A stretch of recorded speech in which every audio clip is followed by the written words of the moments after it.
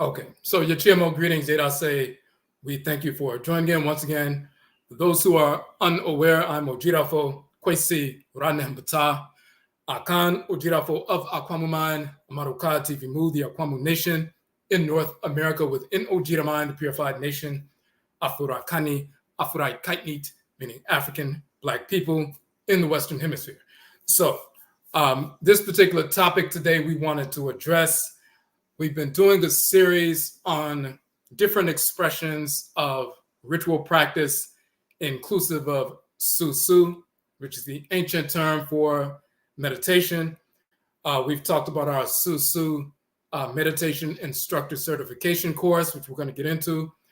And we've talked about different forces in nature, different abosom, which is the Akan term for deities, forces in nature, Orisha, which is the Yoruba term, but we use the term abosom or Ntorot divinities, and their relationship to different expressions of ritual practice and the cosmology that undergirds, their relationships. So we did a piece on Het Heru in a previous live, the most recent one, and we want to double back and address some related information. Now, all right. So, as you can see, you'll see the title Het Heru Nehesit or Nehesit and so forth. One of the titles of this female divinity, Het Heru. This is an ancient sculpture from ancient Kush, ancient Khanit, ancient Nubia. And you'll see the form of the female divinity, Het Heru, with the wings of the sacred vulture and so forth. And this is an actual Achinebois or Pete vulture as well.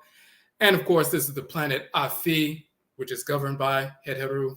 So let's give some basic information about her. And we want to talk about her cosmology in the context of abundance. And then we'll talk about this referral fee that we're talking about. But referral fee has to do with our upcoming course. We're starting the Susuw meditation instructor certification. You can be certified as an instructor of Susuw, so you can utilize that certification to go to different places, community centers, schools, places of employment, a number of different places to teach, meditation sessions and get paid for that. Most places, pay like $100, $200, $300 for someone to come in and do a 30-minute session, hour session with adults as well as youth in various different settings. So we've been able to certify people, and they take that certification, utilize it in an entrepreneurial, fashion, but they're also impacting the community in a positive capacity at the same time. So, hold on. Okay, so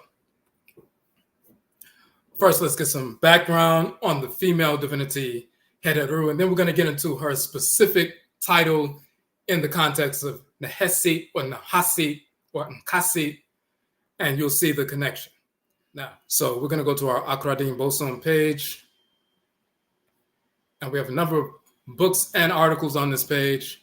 All of the 31 books that I've published to date, you can download all of them for free from our website. These are two of them, Akradin Bosom parts 1 and 2, two of the free book downloads. But so on this page, we talk about the Akradin Bosom. Kradin means soul, name in the Akan language. Also means the same thing in the language of ancient Khanit and Kemet. And the abosom are the forces in nature, the spiritual forces that animate the sun, the moon, planets, stars, black substance of space, oceans, rivers, the earth mother, and so forth, the atmosphere, fire, the various features of creation, the spirit forces that animate these features of creation, these male and female, expansive and contractive forces, the abosom, the quote-unquote goddesses and gods. They are called abosom in the Akan tradition. There's a group of 11 male and female divinities that govern the solar, lunar, and planetary bodies that animate and govern the 7-day week in Akan culture, and just in general. So, of course, first on this page, we show Amen, the great father, Amenet, the great mother. So Amen and Amenet, the great father and great mother, function together as one divine unit, which is the supreme being. So we don't just pray to Amen, the great God. We also pray to Amenet, the great goddess, the great mother. Just like you have a father and a mother, you don't just have a father. You don't just have a mother who brought you into the world and so forth. There's a great father, great mother, all Afurakani, Afuraitkaitnit, meaning African ethnic groups in our traditional languages. We have a name in our own languages for Amen and Amenet. Amongst the Akan people of Ghana and Ivory Coast, in West Afuraitkaitnit, Amen is called Nyame, and Amenet is called Nyamewa, as you can see here. Same divinities. In Yoruba, for example, they're called Olorun is Amen, and Olokun is Amenet, and so forth, the great father and the great mother. But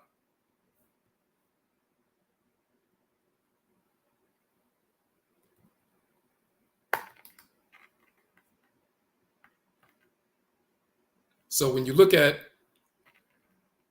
Akan people and you heard different names of the days of the week, and you hear people say, I have a day name. So Kwesi means a male born on Sunday. Afua, a female born on Friday. Kofi, a male born on Friday. Kwabena, a male born on Tuesday. Or Abena, a female born on Tuesday. Kweku or Kwaku, a male born on Wednesday. Akua, a female born on Wednesday, and so forth. Kwame, Saturday. Ama, Saturday, and so forth for male and female. So these are not just day names, but the day of the week that we are born into the world is an indication of which spiritual force in creation that we were assigned to spiritually. And once we were assigned to that spiritual force, that divinity, as an ancestor or an ancestress, then we were sent into the womb of our future mother. So as a spirit, an ancestral spirit, an ancestor or ancestress in the ancestral realm, before reincarnating into the womb, we are sent to Nyame. We're assigned a specific force in creation, and that determines how we function in the world and so forth, and what kind of energy we bring to the world. We're assigned to that spirit, we carry that energy, and then we're sent into the world. In the Akan tradition, we are sent into the world. Hold on one second.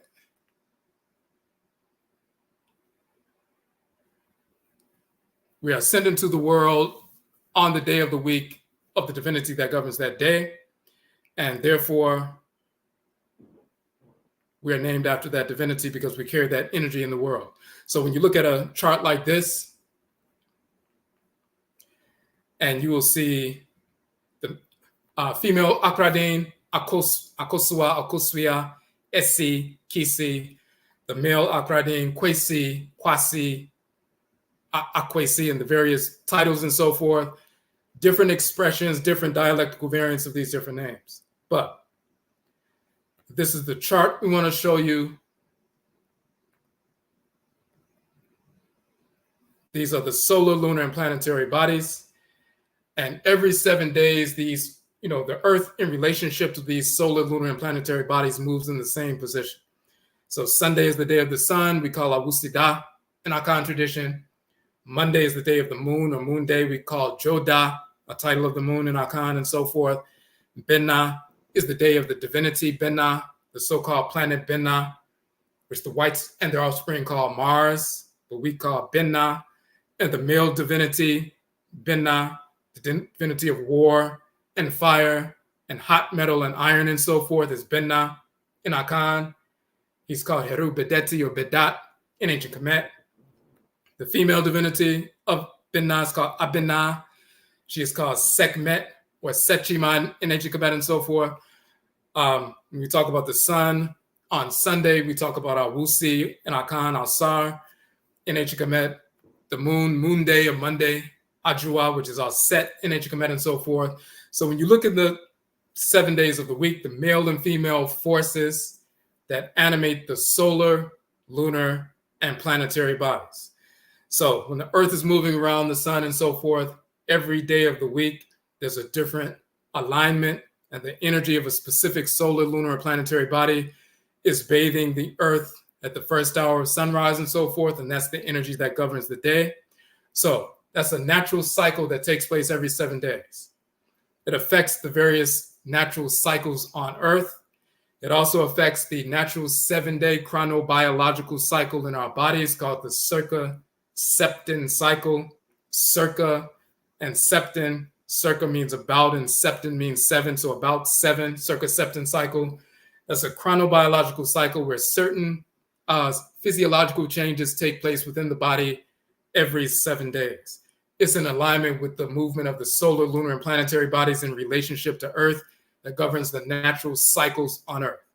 Just like we know that the moon affects the rising and falling of the tides. The gravitational pull of the moon affects, of course, the Earth is 70+% water.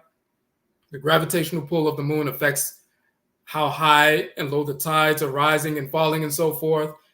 70+% of your body is water. So the gravitational pull of the moon as it moves into position and so forth affects the expansion and contraction, or your capacity to retain more water inside your body or less water. When you have more water that you're retaining, as opposed to burning it up through exercise or emoting or whatever it is, when you retain more water, you're more cool, you're more internalized, reflective, contemplative, and so forth. When you burn up more water through fiery activity, as well as fiery thoughts and so forth, you're more dried out, you're more expressive, more expansive, more active, aggressive, and so forth. So the gravitational pull of the moon, everybody knows it has an effect on the Earth, also an effect on our bodies. That even plays into the times that people engage in surgery and things like that. But the same is true of the other planetary bodies, the solar, lunar, and the various planetary bodies. They have an effect on the Earth, and when they move into position every 7 days, that affects the planet. So when we're sent into the world on a specific day, that is an indication that we were assigned to that spiritual force that animates that solar, lunar, and planetary body, and therefore we carry that energy into the world. So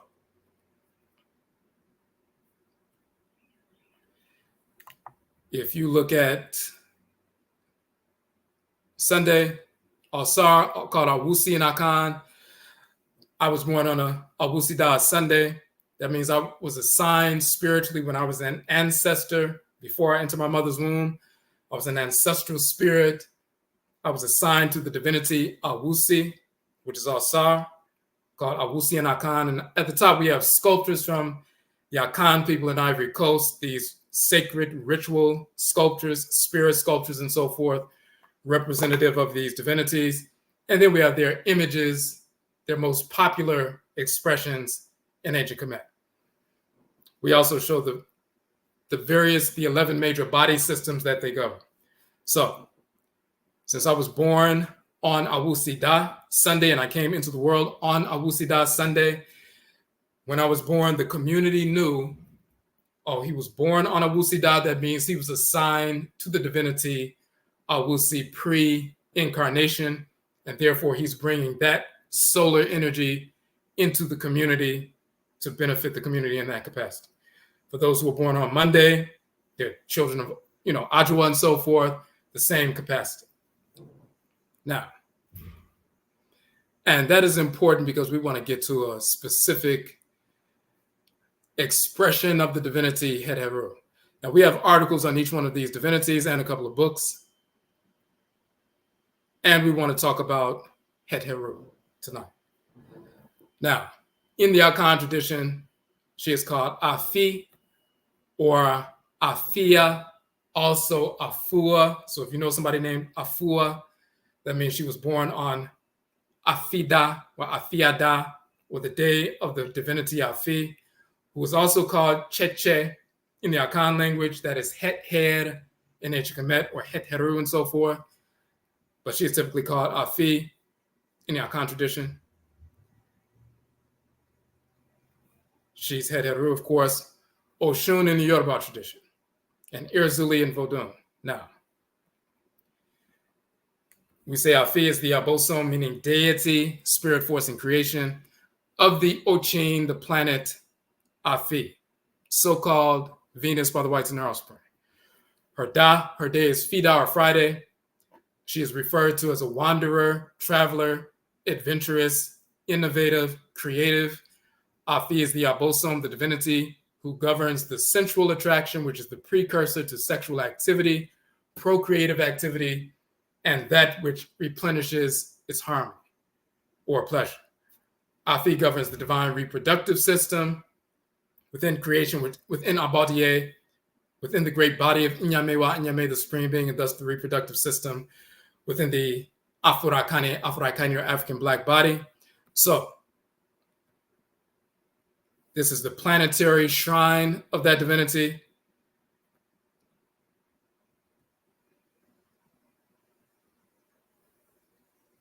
In the physical body, you will see that she governs the fallopian tubes and so forth. That's where the fusion of the sperm and ovum takes place, when conception takes place and so forth. So this is one of her images. So she deals with creativity, art, music, sound, anything that's fused together in a harmonious fashion. Different colors fused together to make a painting, different shapes fused together to make sculptures, different sounds fused together harmoniously to make music, different movements fused together to make dance. So when they say she's the, the female divinity that governs beauty, which is the expression of divine harmony, dance, song, creativity, art, the fusion of the Afurakani man, Afuraitkaitnit woman, we're drawn together in a harmonious fusion for marriage and sexuality, for procreative activity, so we can bring an ancestor and ancestors back into the world in a harmonious way and so forth. But she's fusing together naturally occurring entities in a harmonious fashion in harmony with divine order, and fusing them together to create an expression of order that possibly didn't exist before, a different kind of song, a different kind of painting, a different kind of sculpture, a different kind of artistic innovation or scientific innovation or creative innovation. She deals with creativity, fertility, abundance, and so forth. That's the spiritual force that governs that. So we want to get into one of her titles. And I just want to show you an actual image of Het Heru in one of the tombs of Kemet. So when I was in Kemet the last time, taking a study group, one of the temples, the temple of Susuw, in the precinct of Mut, in the great temple of Apet Asedu, which is so-called Karnak and so forth. In the temple of Susuw, we were able to get access to a specific shrine space, and this is where we were at.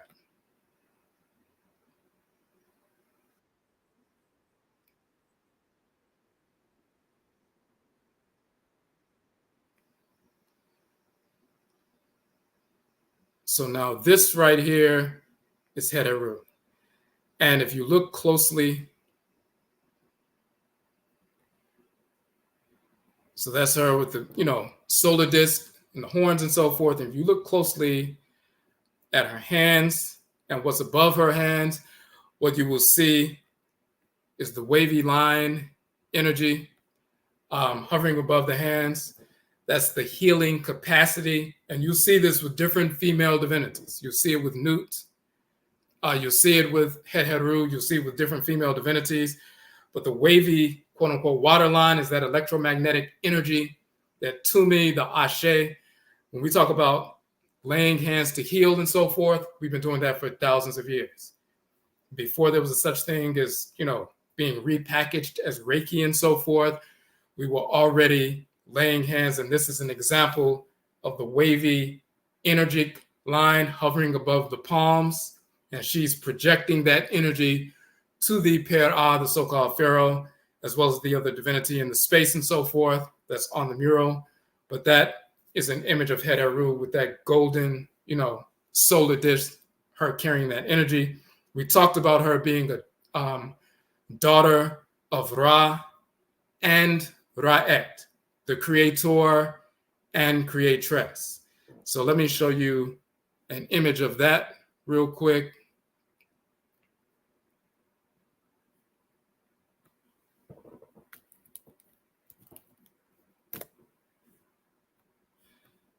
Because you need to see that. Very often people are unaware of who the creator and creatress are. So you need to actually see real images of them.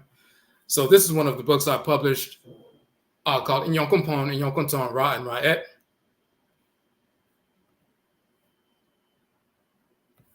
In that book, we were just showing that Ra and Ra'et, the creator and creatress, are called Inyon Kompon and Inyon Konton in the Akan language and culture. So Ra is the creator, but most people are unaware of Ra'et, the creatress. There's no creation without the creator and the creatress. She is just as potent and powerful and necessary as the creatress, as Ra is as the creator. In Akan, they're called Inyon Kompon and Inyon Konton. In Vodun, for example, they're called Da and Aidahwedo. In Yoruba, they're called Oshumare and Odumare. So everybody has a title for these forces in creation, but everybody knows that there's a creator and a creatress, and they are subordinate and functionaries of the great supreme being, Amen and Amenet. So Amen is the great being on the masculine side. Amenet is the great being on the Hold on one second. And when, just like your body is a microcosm of the macrocosm, if you're an Afurakani man or Afuraitkaitnit woman, you as a great being, you have life force energy surging through your body. That is your Ra force. If you're an Afurakani man, that is your Ra'et force. If you're an Afuraitkaitnit woman, and you as the great being, Amen, direct your Ra force to go out and create. You as Amenet, the great being, direct your Ra'et force to go out and create and so forth. So the supreme being, the great mother and father supreme being, are superior to and directors of the creator and creatress. In fact, they are grandparents of the creator and creatress and direct the creator and creatress to go out and create the universe.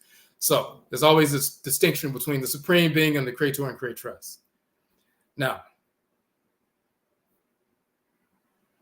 and let me just show you one more video with regard to that, so you can see exactly.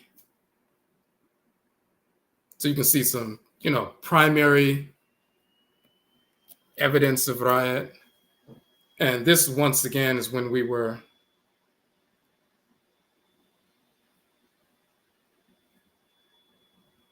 hold on one second.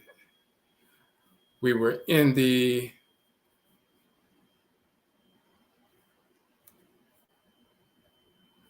temple of King Su once again. And this is part of the more extended video, just so you can see this divinity. We're one of the few who are able to get access to the temple because it's under construction. It has been for years, restoration and so forth. So we were able to get inside and get this image of the creatress, which most people are unaware of. And it's important because you have people who've been traveling to ancient Kemet and Khanit, Egypt and Nubia, for years. And they will go show people pictures of Ra and Amen and Osar, Set, Heru, and various divinities. But they don't even know Ra'et exists. They don't even know that Amenet exists. They're giving you one half of the creative power, feminine half they're unaware of. This is Ra'et, creatress. Her name is spelled here, Rat, Tawi, Adi, Ra, the creatress of Ra, and so forth. That is mate 2 next to her. Okay. So just wanted to show you that. Let's get to the book that we want to go into. This is one of the books that I published. You can download the book for free. And I'll put the link in the chat room so you can do that.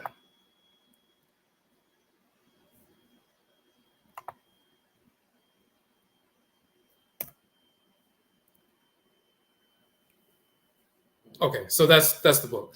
So this book is a a combination of a series of articles that we published a few years back. The reason why we published this series of articles is because of misinformation regarding our identity. There were a number of people going around putting forward idiotic, foolish misinformation, talking about the word nigga really means God. And the reason white people don't want us to use the term nigga is because it keeps us away from our sacred divine power. And they tried to associate nigga with the term from ancient Kemet, which they didn't understand the reading and writing of the language. So everything they had to say about it was ridiculously false. Then they tried to associate it with Naga in India. Once again, totally idiotic and false. So we dispelled those rumors. We went into the cosmology. We talked about the origin of the term God and so forth.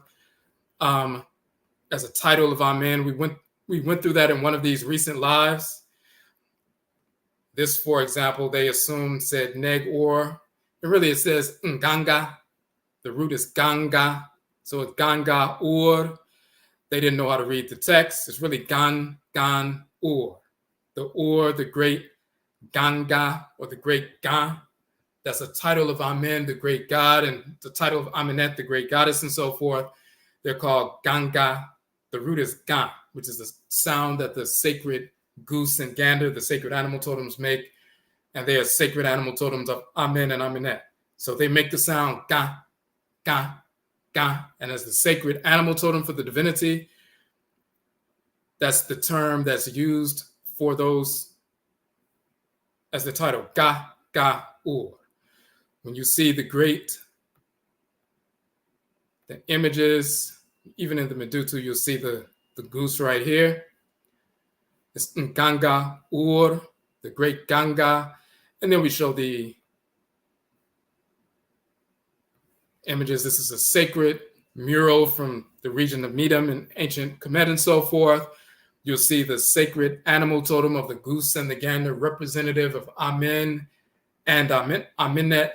And they're the great Ga, Ga, or the Ga, Ga, Ur, sometimes written and pronounced Ganga, Ur. But they didn't know the meaning, or the people who started teaching this misinformation who really just wanted to hold on to the term nigga. They misread the text because they didn't even take the time to study. So we show that Ga is the origin of the term God in Proto-Indo-European, and we go into detail about that. So we dispelled that foolish notion, and we given the actual etymology of the term Negro and all of that stuff. But there was another, false teaching floating around that we wanted to address. And that was the falsity that hold on a second. Not only that the term Naga in India came from, is really nigga, and that's what we should be calling ourselves, which is ridiculous as well. But some started saying that the Amharic term negus is actually the origin of the term nigga, and negus means king, and therefore when you call yourself nigga, you're calling yourself a royal, you're calling yourself a king, and we should be calling ourselves niggas because that's what we really are. Pure stupidity, but people not studying, but just having this desire to continue to call themselves that because white people utilized it as a derogatory term, and we want to hold on to that. That's no different than holding on to the so-called slave master's name and language. So instead of rejecting that false label and that perverse set of sound vibrations, people will make excuses for saying, well, actually, Williams is my mother's name and my father's name and my grandfather's name, and it's a important name for us. Williams was the name of the individual who raped your great-grandmother, great-grandfather, tortured your people, dismembered them, cut their hands and feet off, burned them alive, forced them to work from sunup to sundown, separated families, tortured you generation after generation after generation. And now we come up with excuses to hold on to the name. Well, that's what my mother named me. If she wasn't brainwashed, she wouldn't have named you that. So it's no different than someone trying to hold on to the word nigga and trying to make it sacred and divine, which is pure stupidity. So they won't even do the proper study. They just want it to be something that it's not. That's part of a mental illness. So we go into detail etymologically and cosmologically to show the actual origin of the term. So where does the term negas or nagas in Amharic, the language major language in Ethiopia, where does it come from?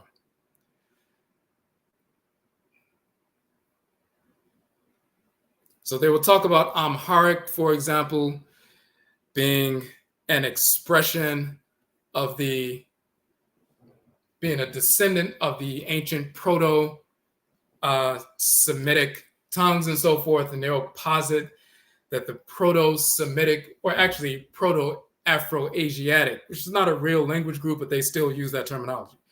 So they'll say that Proto-Asiatic originated in ancient Afuraitkaitnit about 10,000 years ago and so forth, around 10,000 BCE and so forth. And then thousands of years later, the Proto-Semitic tongues, descendants of that show up. You start seeing Amharic about less than 2,000 years ago. And it became the, dominant language in Ethiopia, but less than 2,000 years ago. In fact, let's look at that real quick just so you can get a quick understanding. When people are trying to reconstruct these terms and, trying to make them fit an ideology that they desire, which is absurd, self-destructive, they're not studying languages. So even if you look here, let me make sure you can see this. All right.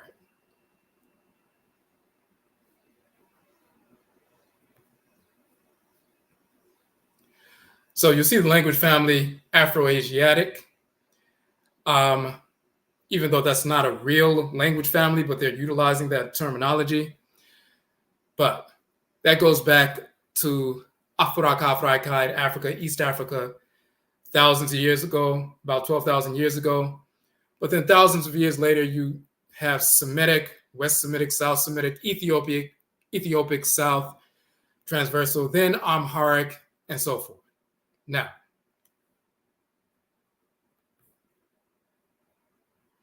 and there's a reason why we're going through this, parentage of the language. So they'll talk about early Afro-Asiatic populations speaking Proto-Semitic, Proto-Cushitic, and Proto-Omotic languages would have diverged by the 4th or 5th millennium BC. Shortly afterwards, the Proto-Cushitic, Proto-Omotic groups would have settled in the Ethiopian highlands, with the Proto-Semitic speakers crossing the Sinai Peninsula into Asia Minor. A later return movement of peoples from South Arabia would have introduced the Semitic languages to Ethiopia.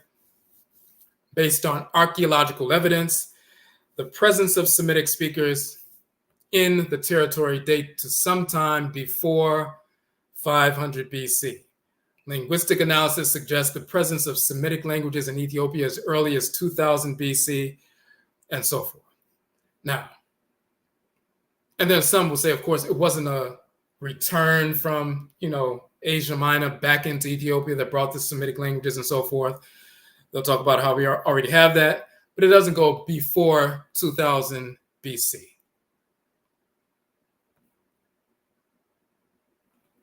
And the reason that's important is because this term that we're talking about, this term negas or nagas and so forth,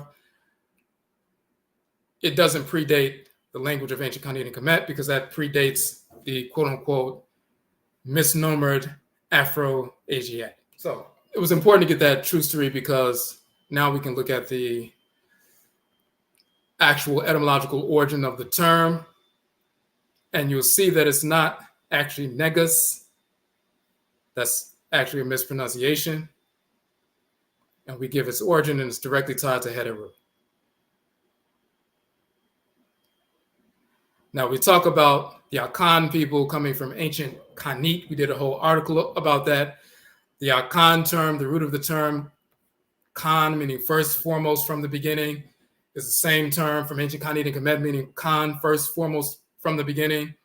The people of ancient Nubia, one of the titles that they called themselves was the Kan people or Kanit people from the region of Kanit, which is a title of Nubia and so forth. So we wrote an article about that, the etymological origin of the term Akan, the Akan people from ancient Kan, land, Kanit, and so forth.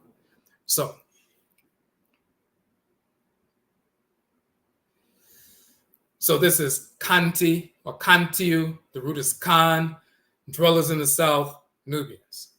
And we have a whole article going into detail about that. And let's just click on that real quick. This article, we were the first to show this in detail. So in the Akan language, the term Kan means first, foremost. It also means to count, calculate, or reckon.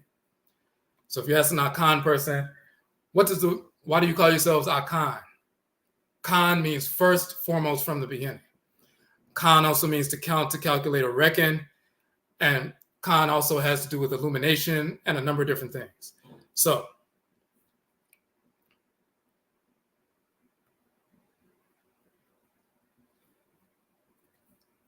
in the Medutu, when you see the term Kanti or Kan, first, he was at the head, chief in the first rank, forerunner, leader, old forms. And it's not an E. The Egyptologists in these older dictionaries, they would stick an E in between consonants when they weren't sure of the vowel placement. So it's really the K sound, the N sound, and the T sound, Kanti, but we know the proper placement. This is actually the K sound and the wavy line for the N sound. They weren't sure if it was E or I or O or U or A, so they just stuck an E there. But the front land, the south, that's really Kan. Kantiu, dwellers in the south, the Nubians. Kantiu, Nefer, the peoples or tribes of Nubia, the Egyptian Sudan. Kant, in the front, in the forepart, before, aforetime, formerly, previously, in advance, the beginning, the land of the south of Kemet. So it's the front land, the foremost land, the land of the beginning, the front land, the south. So that's Kanti, the root is Kan. And then you have this term, it's actually pronounced Kanu, and the tethered rope can be the T sound or Ch sound, but it can also be the K sound. And when it's written properly with the tethered rope in the vessel, to count, to reckon. Kanu, to count, to reckon.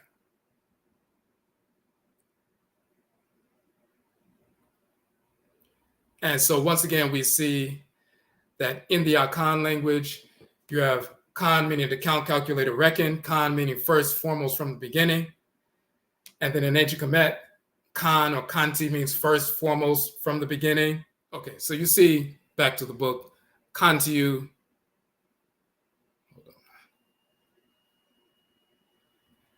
Kantiu meaning first and foremost and all of that. And so then we start talking about, once again, the divinity Afi, which is Het Heru. And what's important is one of the praise names of Het Heru in the Akan tradition is Nkoso. Nkoso. So a female born on Friday, one of her Mrane or praise names is Nkoso, because that is a title of the female divinity Het Heru. And what does Koso mean? Now, we talked about Het Heru as being creative, innovative, explorative and so forth, creating brand new things, art, music, dance, procreative activity, fusing together things in a harmonious fashion to bring about new creations that never existed before and so forth. All of that. Wanderer, explorer, all of that. So one of her praise names in the Akan language, if you're, and also those who are born under her jurisdiction, if you're an Afua, a female born on Friday, you're a child of the divinity Afua or Afi, Het Heru, and her praise name is Nkoso.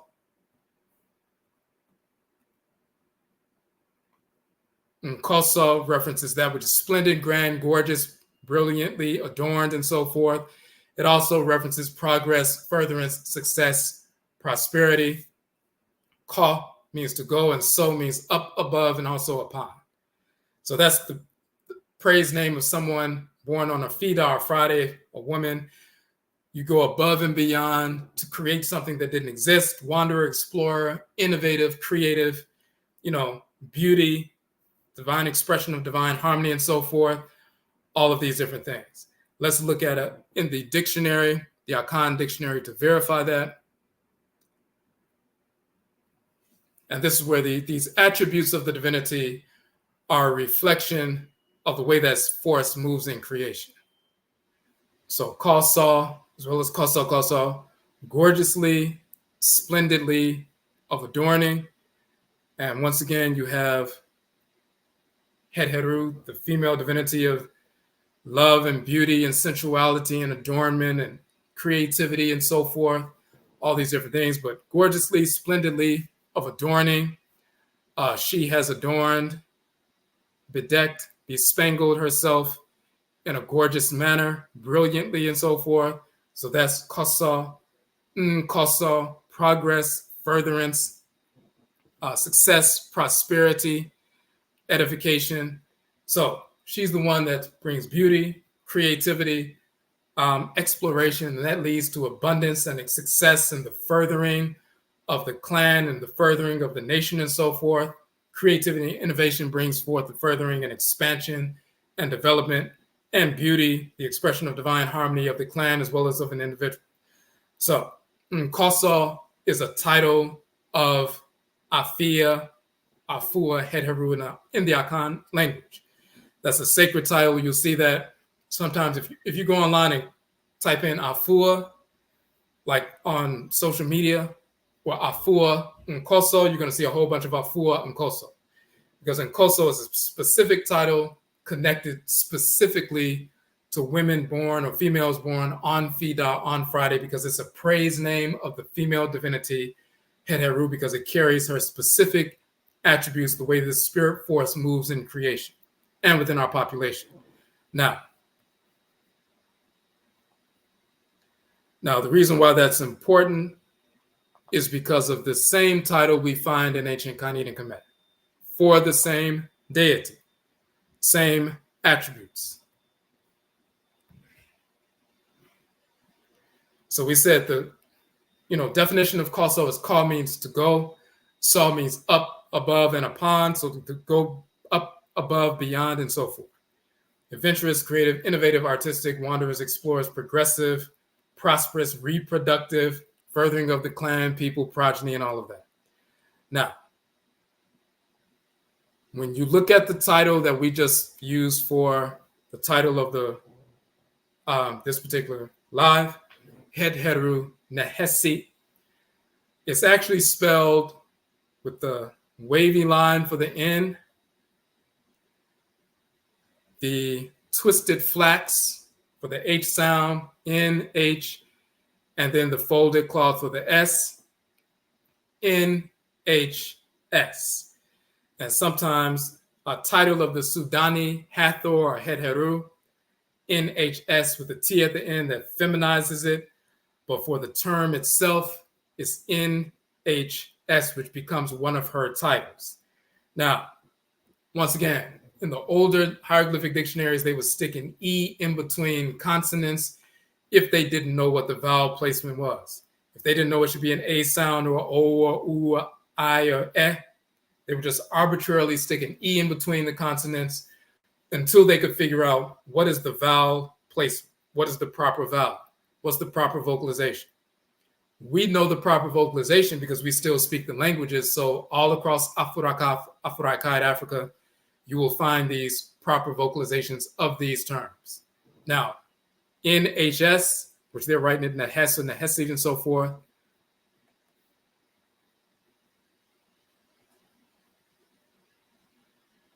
that same NHS is actually the term Koso in Akan, which we also saw became the name Koso.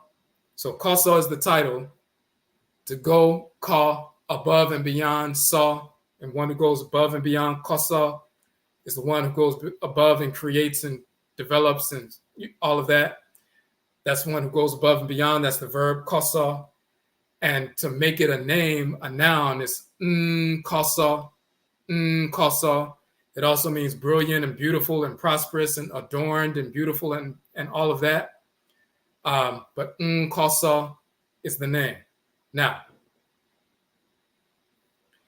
that kosa from the root kosa comes from the term hos in ancient Kemet, and the Coptic dialectal variant is hos, and it's pronounced hos in Akan. Now, once again, the twisted flax, which represents the H sound, ha, in Akan is pronounced ha, and sometimes it becomes ka, and we'll show you how that happens. So this is really HS. They weren't sure if it should be an E, but it's really has. And in the Coptic dialect, they have the vowel placement. This symbol here is the ah sound, so this is H, ah, and the C, which is really the S sound, has, has. In Akan, we pronounce it has, has, with the ka, has. And what does it mean in ancient Kemet?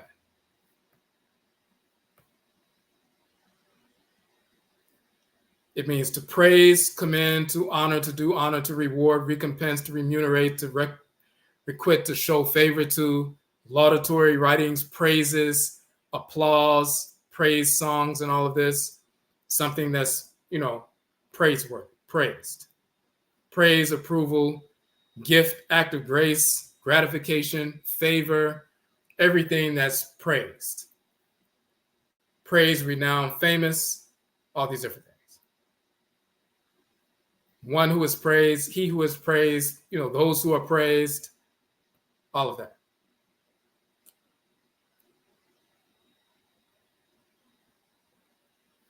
Then you also have hos, which is really hasu, chant, song, any rhythmical composition, to sing to the harp, one who plays the harp, to sing to the hand, playing a musical instrument.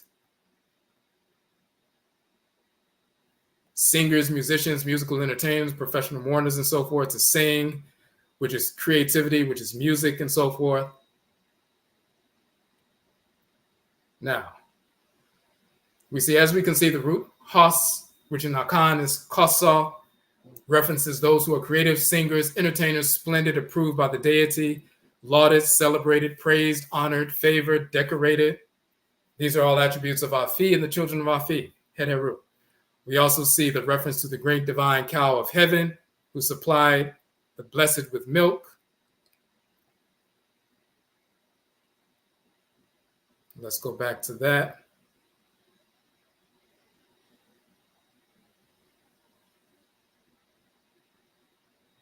Hos, new milk, milk in general, milk supplied, milk vessels are empty. The cow goddess of heaven who supplied the blessed with milk. Now, Het Heru, as in her title as Fait, is the great divine cow. Her sacred symbolism is the cow, and also the support of the Western Aminti, or the Western heaven.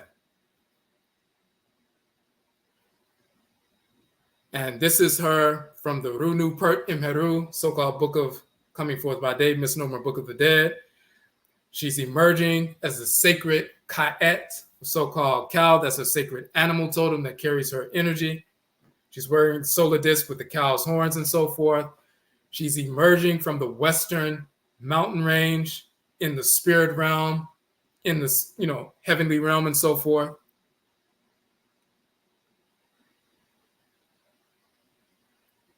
A goddess who supported the western quarter of heaven. She is called Fait, or Feet, in that capacity. Emerging from the western mountain of the western heaven, she is Fait in ancient Kemet. In Akan, that becomes Fi, or Afi. Now,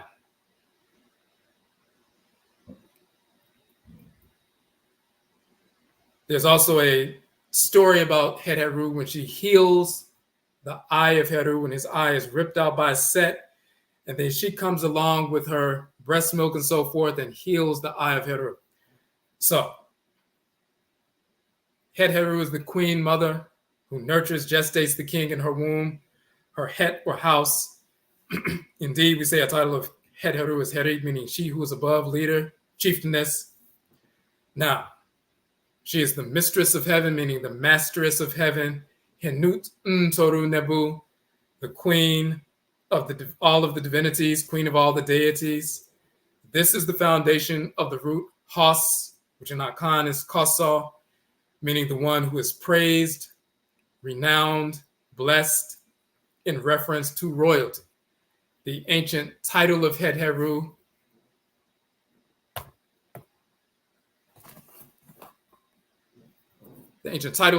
is Nhos, Nkosa, Nhosa.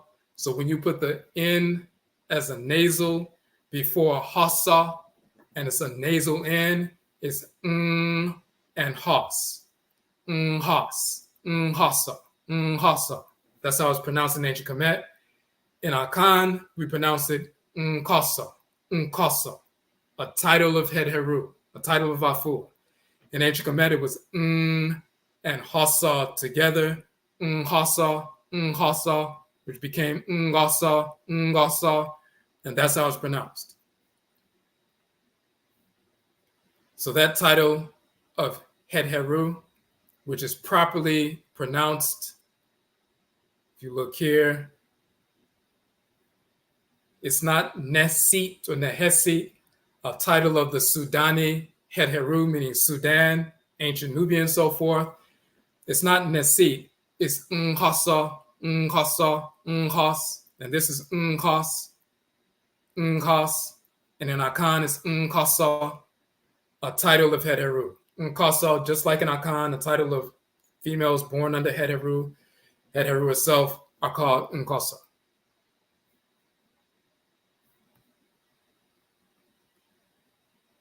She's the mistress, meaning masteress. The Henut, the term Henut means queen. Ntoru are the deities. Nebu means all. So Ntoru Nebu, all of the deities, the queen, the Henut of all of the deities. She's the queen, meaning royalty, and she's called Nkhosa. Nkhosa vocalizes Nkhosa in Akan, and that is the origin of later in Amharic, thousands of years later, Ngasa, Ngasa, Ngasa came to be corrupted into Nagasa and Negasa, and later Negus, but it's originally Ngas, Ngasa, and so forth. Now,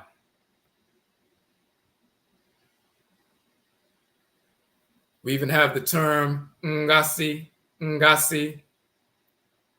That means that is a title of people in the South in general, the Nubians in general, the people of ancient Nubit or Sudan. That was a title in ancient Kemet. He of the Sudan, Sudani, quote unquote, Negro. It's terminology they were using back then. Ngasu, the Sudani tribes in the Duat. They'll say a negress, a Sudani slave woman, but they were utilizing that derogatory terminology. But Ngasu, plural, Ngas, singular, Ngasu, plural, later vocalized as a Ngasu or Ngesu, and later Negesu or Nagasu in Ge'ez. But that's thousands of years later. The root goes back to our ancient language, which Amharic and Proto-Asiatic, that comes later. But the ancient language of ancient Khanid and Kemet, that predates, quote unquote, Proto-Afro-Asiatic. So this comes from a title of a divinity. And it was held on to in quote unquote Proto-Asiatic, borrowed and held on to in their language, and they still utilized it. Nowadays, they pronounce it slightly different. So the quote unquote, those who are first foremost from the land of the ancestresses and ancestors, Nkasu, Ngasu, and so forth, later Negesu, Nagasu, and Gis, but the Negus, a Negesu, or Negasit, Nagas, and Nagasi are the Nkas, Nkasi, the first head, leader, governor, governess, those who are praised or adorned, just as the term Nubia is derived from Nub in Kemet, meaning gold, and thus the Nubitu, or Nubians, are the golden people, adorned people, those worthy of praise and so forth. So is the term Ngasu, representative of these characteristics.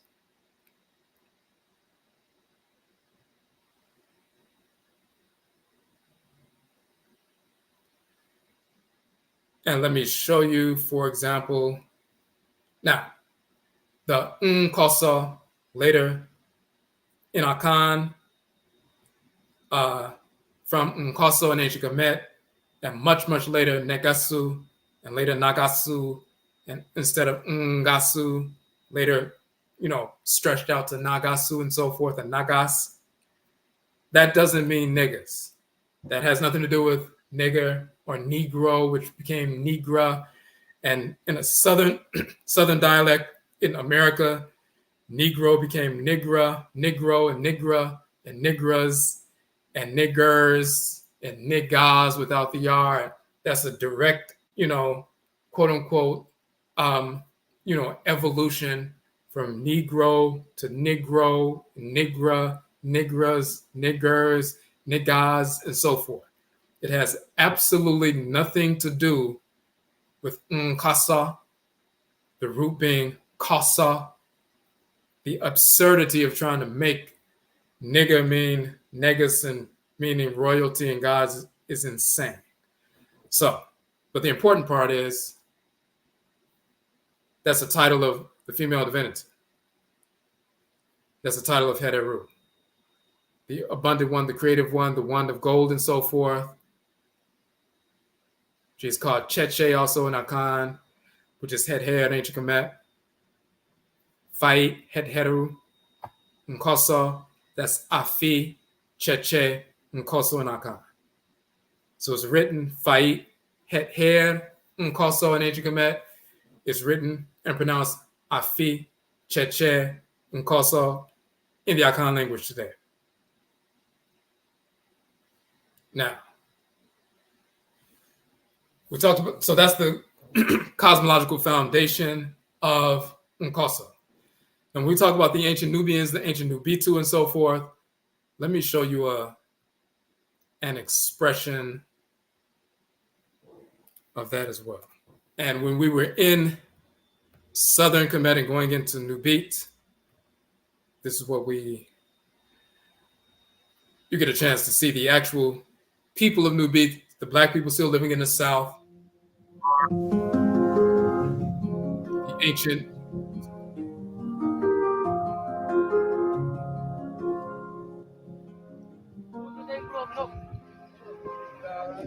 So these people still live in the south. These are the Ngasu, ancient Ngasu, the Nubitu, the Nubian people, the Kanit people, the Khan people, and so forth. They never left. They still speak. Those who practice the tradition and religion, they still speak the language that directly descended. Some of us remained there as they have, and some of us migrated away to the western part of the continent, and some of us were taken from the west and brought to North America. It's like some people migrated from Mississippi into Chicago, and some people stayed in Mississippi, and some migrated north. Some stayed in ancient Nubit, some migrated to West Afuraitkaitnit, West Africa. And those who did that, some of them were taken from there and brought to North America during enslavement, but we're still directly related. So when we go there, they see us. They see a lot of white tourists and Asian tourists. When they see us, they know that we're all related. They have a different, interaction with us than they do with non-black individuals.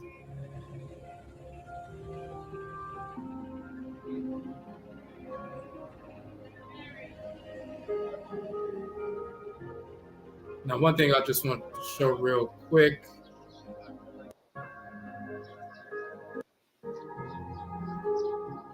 They raise crocodiles in their living rooms until they're big enough. That's in the living room, one of the homes that we visited. They raise the crocodiles until they're big enough, and then they release them in the river. Crocodile is a sacred animal totem. Divinity is Sobek. And you see the Nubian youth standing on the crocodile, just like we have dogs and cats. So when you see this here, and you see the child, Heru,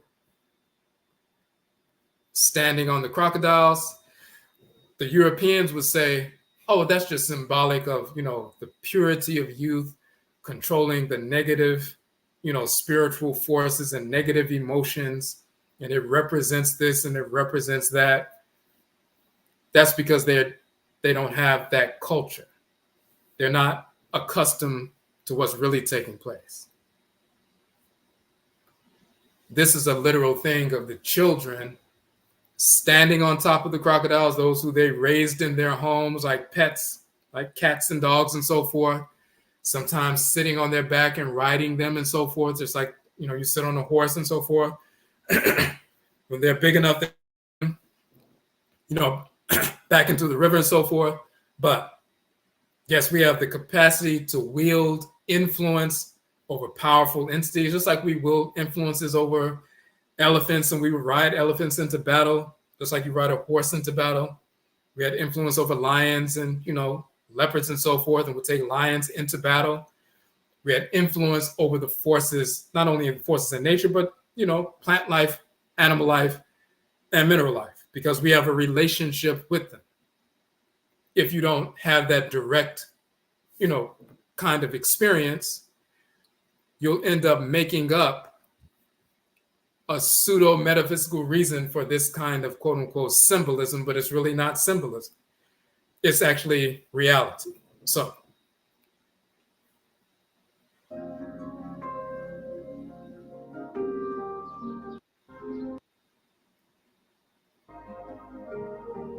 that's sailing back, along the Hapi River back to the space. So that's the reason we use the sacred vulture. That is a sacred animal totem for Het Heru. She's the creative one, the powerful one, the one, who deals with fertility, creativity, abundance, and so forth. This is the planet for her. This is the solar disk from the Akan tradition that represents the Okra, the soul, the divine consciousness, always utilizing the symbol gold for that. And this is actually a symbol of Het Heru in the form of a female divinity with the wings of the great vulture and so forth, wearing the solar disk on her head with the horns and so forth. So now in that context, we talked about in a previous live Het Heru in association with creativity, abundance, and gold. And let me show you that. Show you that flyer. And you can check that one out. We just did that a few days ago.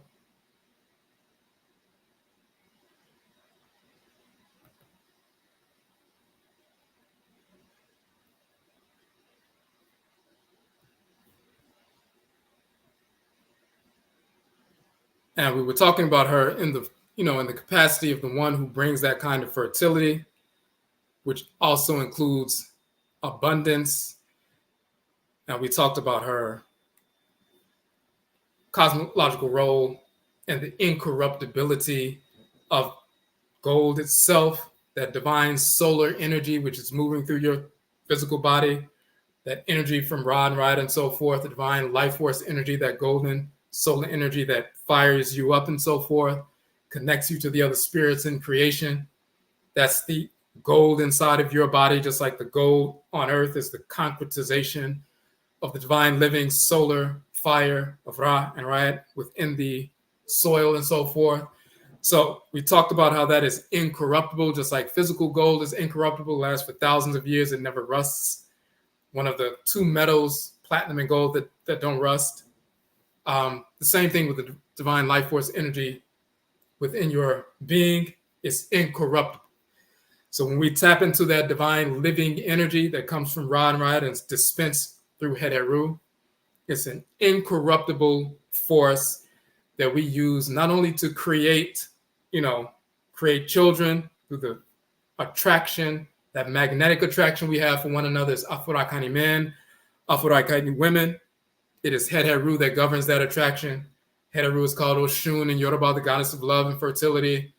Afurakani, Erzuli in Vodun, the goddess of beauty and fertility and art and love and sensuality and all of that. And also abundance. But just like she fuses us together, and that leads to procreative activity, bringing an ancestral spirit back into the world in the form of a child, returning and so forth. We also have the creative activity. We create businesses, just like we create artwork, just like we create human beings, create organizations, we create institutions, we create works of art, create scientific innovations, all these different things that we generate, that we create, that we imagine, with sometimes without precedent, brand new things that never existed before, and we utilize these things to our best benefit.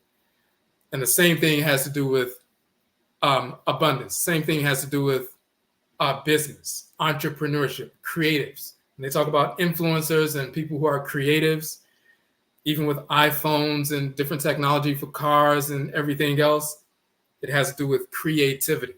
But we create based on divine order. We create things that are in harmony with divine order, that further our divine functioning creation, that benefit us, benefit our communities, but don't create disorder in the process. We don't create, for example, something that can benefit the society, but it's also polluting the air and polluting the earth and polluting the water at the same time. That's not a creation that's rooted in divine order. It's not reflective of divine harmony, so we would not put that forward.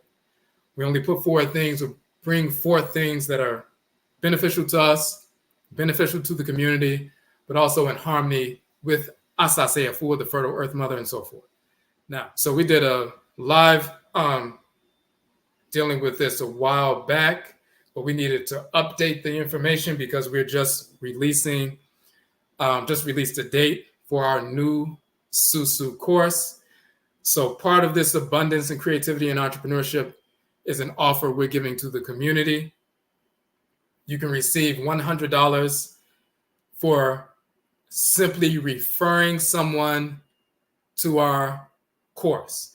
So we're starting another course. We just finished up our Susuw meditation instructor certification. So let me show you what that course is. We just finished one and we just gave out people's certifications. So now they are certified to teach meditation in different settings, schools, places of employment, community centers, cultural organizations, a number of different places. So this is the flyer for our meditation instructor certification. And of course, we talk about Susuw, the ancient term Susuw for meditation. We show that we've been practicing Susuw for thousands of years before India, before Asia, before we brought that practice to India and Asia, before the Eurasians existed on Earth. We were already involved in the practice of Susuw, which is meditation, which is contemplation, which is, reflection and so forth. This is Amenhotep, the son of Hapu, from 3,300 years ago, in the common meditative posture and so forth. And we also have a spirit sculpture from the Akan tradition. The woman seated here on her gua in that similar posture and so forth. But we've practiced that for thousands of years. Now we utilize this process, and we say, of course, it's the ancient term for meditation. It originated in our ancestral culture tens of thousands of years ago. We've been utilizing that for physical, emotional, and mental balance for millennia. Wherever Black people exist in the world as part of our ancestral religious practice. But even just the basic fundamental practice of seated Susuw, simple seated Susuw meditation. As you can see, the scientific benefits of meditation for youth and adults have been well documented. This is why people are paying people like yourself. You get certified, they will pay you $100, $200, $300 to come out and do a 30-minute session with youth at a school or after school program. A 30-minute session at a place of employment when they have a seminar and they want to increase work productivity. And before they start, with the workshops and so forth, they have somebody in and they say, hey, we're going to bring somebody in, do some basic meditation, do a 20-minute session and have a discussion. And they'll bring you in and you do that 30-minute session. They'll pay you a couple $100s for that. Going to a women's shelter, assisting the women who are trying to, get themselves back on track, or if they were in a domestic violence situation, they're seeking housing and other supports, and they're seeking to overcome anxiety and depression and different things like that. All these things are beneficial with regard to meditation. Enhancing learning outcomes, regulating behavior, overcoming anxiety and depression, rebalancing hormones, lowering blood pressure, reducing stress, regulating weight loss, overcoming addictions, developing discipline, maintaining focus to overcome obstacles to short and long-term goals. All of these things have been, of course, we've been doing for thousands of years, but scientifically proven. Susuw meditation affects these various things. This is why it's popular for various schools to bring someone out to do some meditation for a few minutes before the children start doing classwork, because it helps them to refocus. After the first bell, they do a little meditation, and then they're more focused throughout the first half of the day. When they come back in from lunch, they do a little meditation, 10 minutes. They're refocused for the rest of the day. Schools, even not just charter schools, but even conventional schools are now incorporating that. People who get trained in human services organizations, and they're going to people who are drug addicted, or they have group sessions at a community center or human services center. They have group sessions. They'll bring you in before they start the group therapy. They'll say, hey, everybody get centered and focused and relax. We're going to bring somebody in to do meditation. And they'll pay you $100 or $200 or $300 just to do that 30-minute session. Cultural organizations that have a Kwanzaa event, a Juneteenth event, a solstice event, a traditional ancestral New Year event and so forth. Before they have the speakers come out, and they have vendors out there, and they have people playing African drumming and dance and so forth, or they have, vegan food vendors and performers. But before they get everything started, they'll have someone come out and do some meditation so everybody can get grounded. Or you can just rent out a community center for an hour, spend $50, rent out a community center, community meeting room at a park district or something for an hour, have people come through and do a 40-minute session where you introduce things, talk a little bit about Susuw meditation, take them through a 15-minute session or 20-minute session, and then have like a 10 or 15-minute discussion afterwards. That's like a 45-minute session. And if you have, 10 or 12 people come out and they pay like $5 or $10 for a donation, then you generate $100 just, or more to teach meditation. It's benefiting the people. It's also allowing you to engage in an entrepreneurial endeavor as well. So we have a 4-week online course. We just certified a number of people. They have their certificates now. We just finished that just a few days ago. So they're empowered to go out and teach and generate money for themselves. We're starting in fact, we're in the midst of another course right now. The next course. So there are two things. So if you would like to join that course, so if you like to become, trained in meditation and so forth, so you're certified and so forth, so you can have that credential, because most places, they ask for a credential if they're going to allow someone to teach meditation. Some do it by word of mouth, but some, because of their funding sources, they say, do you have a certification? And you can produce that certification, and that's perfectly fine. And then you can go out, and you can teach, and they will pay you. So, and you can set up, a school one day, a place of employment the next day, a community center the next day, another school the next day. And you can do, 4 days a week, and you make like $200 a day for each place. And maybe some places will have you come out once a week for 4 weeks, or once every other week. Some places may want you to come in a couple of times a week. So it just depends on how you structure the contract. But some people do a part-time, make a few $100s a week part-time. Some people, they set it up where they make $200 or $300 a day, and they, work like 2 hours a day teaching meditation, make $700-800 a week, and they do it full time. So one way to do that, part of this creativity in the context of entrepreneurship, is taking the course and you become entrepreneurial.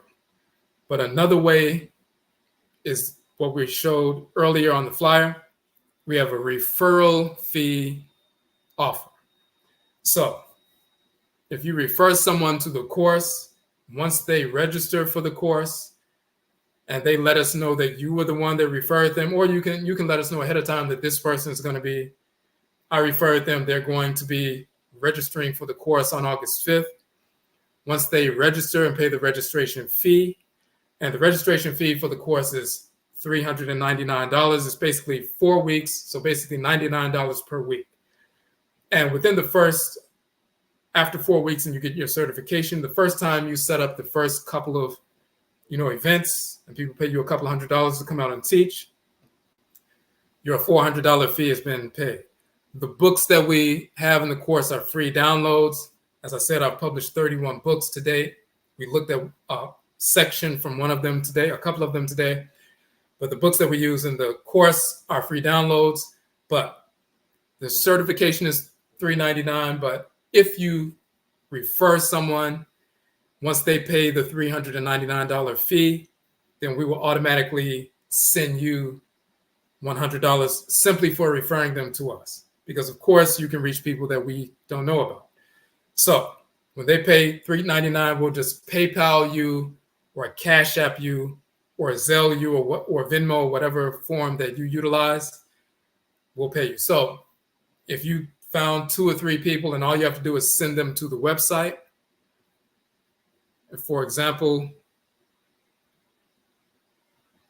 it's as simple as sending them to the Susuw page on our website.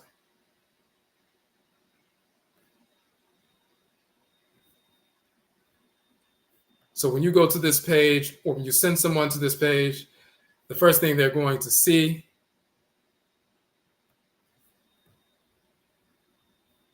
is the trailer. And you all have seen, many of you have seen the trailer.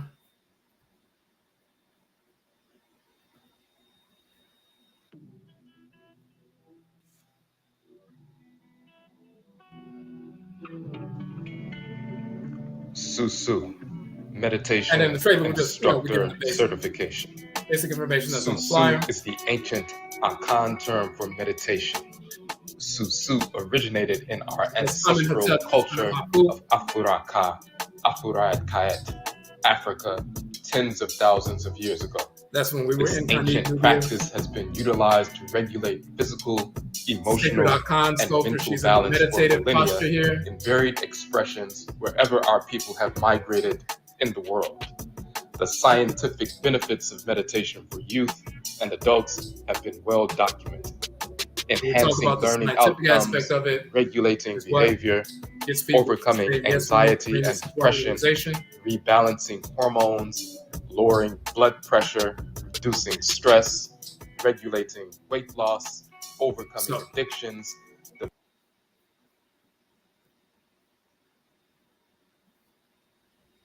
So basically, what you'll see that when people see the trailer, it explains in detail what's going on. So, and of course, they'll see the flyer. What we also have on the website, on the webpage, the different payment options and so forth.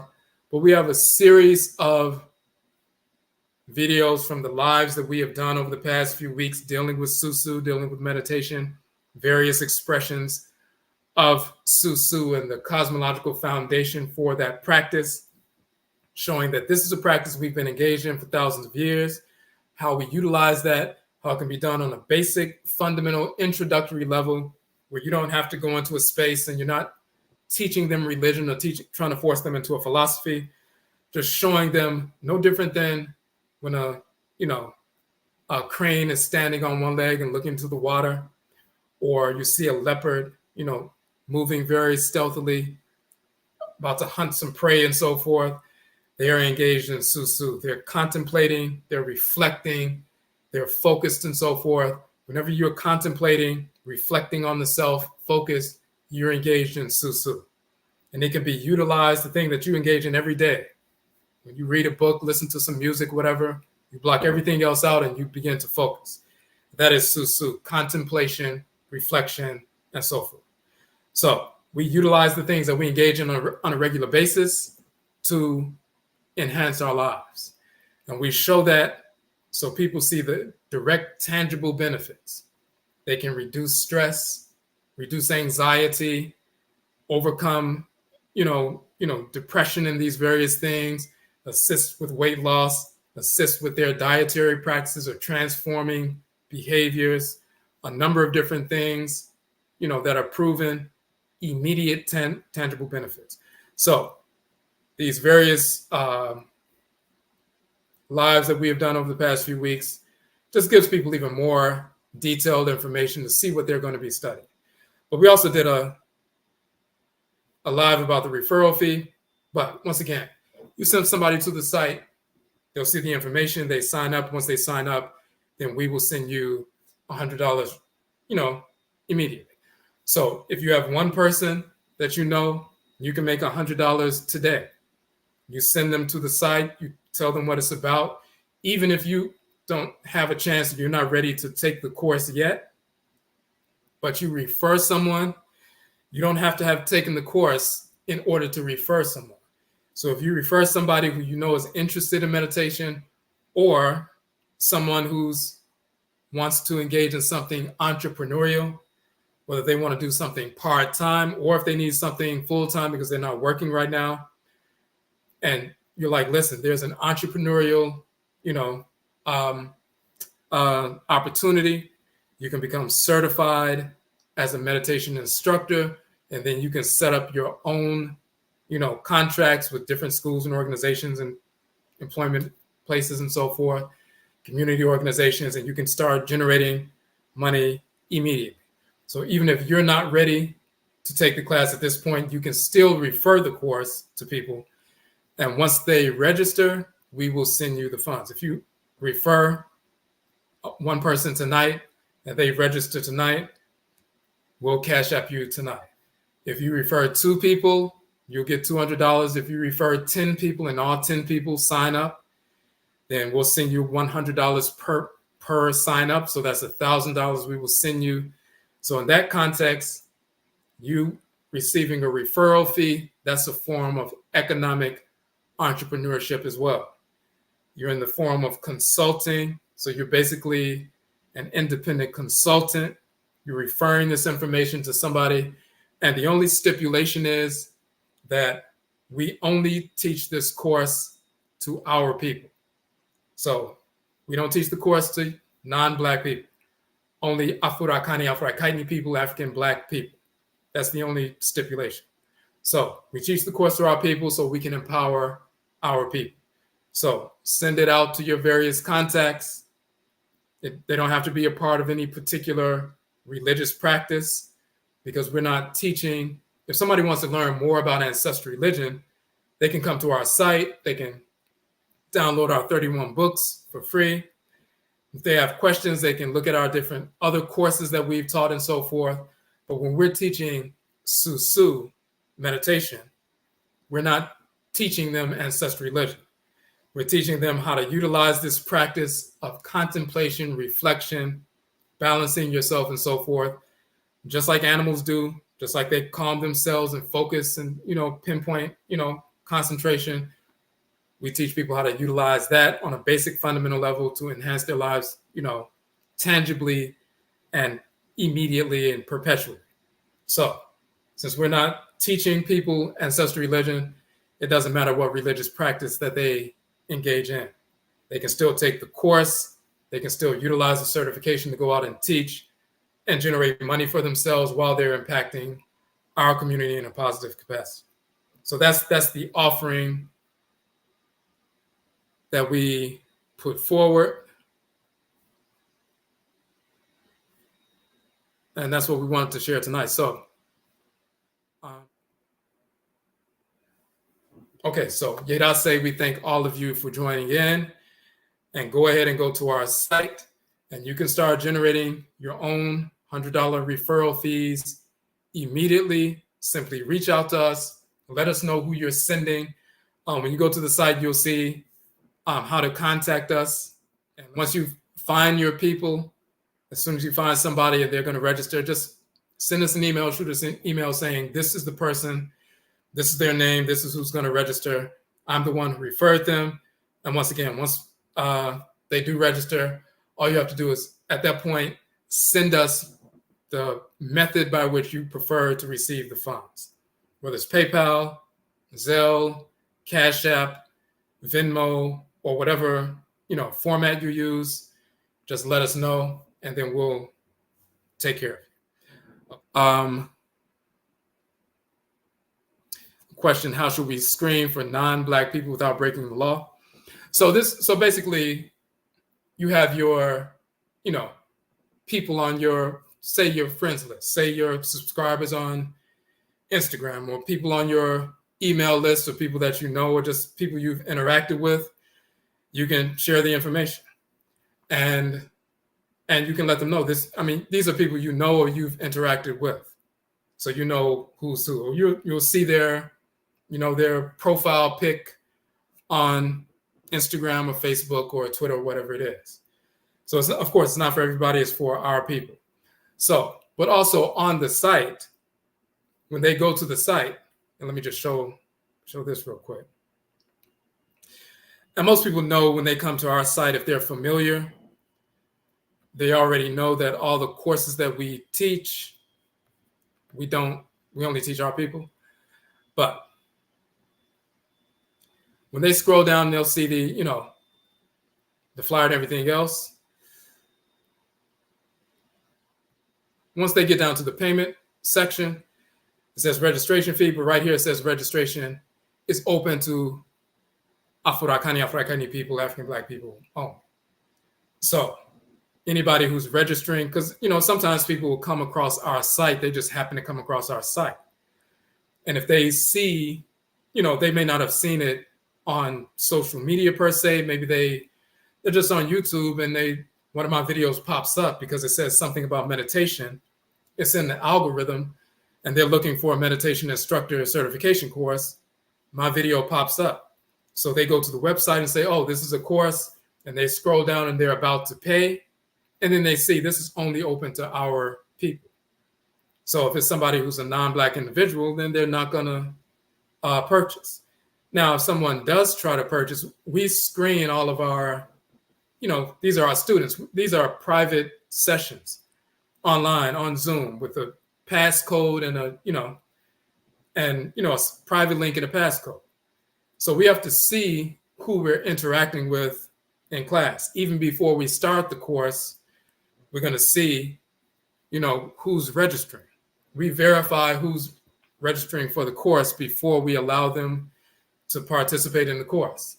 So if someone saw that and they were like, well, I'm going to register anyway, they're not going to get the link or the passcode until we can verify who this individual is. So you don't have to worry about that part. You're just, send it to your people who are Black people, whether they're Black people in America, in the Caribbean, wherever Black people exist in the world. We're all Afurakani, Afuraitkaitnit people, African Black people. So, but as far as the screening out process, if someone tries to, take the course, even though they see that it's only for our people, we take care of that because, we don't allow just anybody to log in. We have to be able to verify you before you log in. And that's true of our conferences as well. When we have conferences here in DC or different places, we have people register.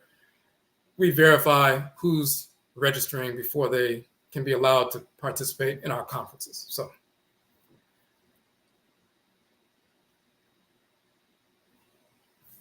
but most people, they end up either people they know personally or people on their email list or people on their friends list on Facebook or people following them on Instagram or TikTok or, Twitter. That's how most people, find the people to refer. And then, certain people who are, they're interested in something spiritual or based on holistic health, or they want to engage in something entrepreneurial or learn something new. And they know they can utilize this to not only, impact the community, but be entrepreneurial as well. They typically have that kind of content on their pages. They talk about that kind of content, or they post that kind of content, those kinds of things that they're interested in. So that's how we find it.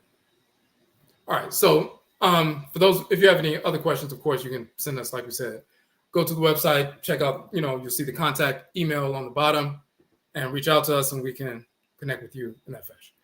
So once again, Yedase, we thank everybody for joining with us in this live, and Yebeshia Bio, we will meet again. That's it.